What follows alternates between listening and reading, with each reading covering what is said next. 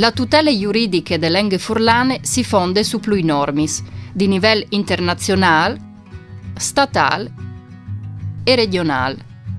Sul plan internazionale viene applicata la Convenzione Quadri per protezione des minorancis nazionals, che è stata fatta buine dal Consiglio d'Europa il 1 novembre del 1995 e ratificata da Italia in tal 1997. Queste convenzioni europeane ha l'obiettivo di tutelare le minoranze linguistiche sui loro territori, per assicurare che siano garantite di bande dai Stati le condizioni per conservare e di sviluppare le loro culture e per preservare la loro identità.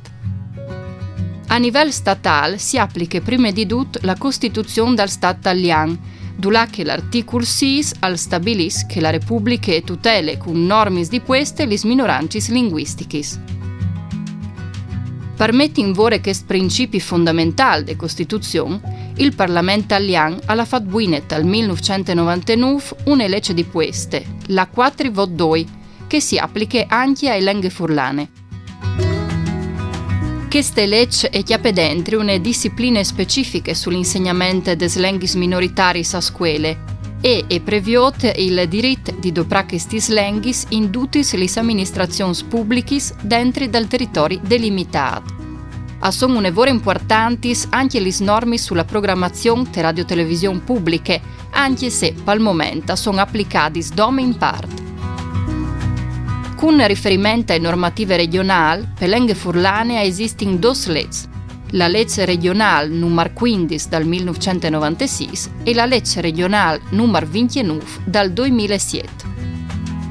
La legge regionale 15 del 1996 è stata il primo provvedimento legislativo che ha riconosciuto in maniera ufficiale il furlan tante lingue e stabilisce a clar la possibilità di pazienze locali di poter adoperare te toponomastiche, tai consigli e in generale tai rapporti coi cittadini.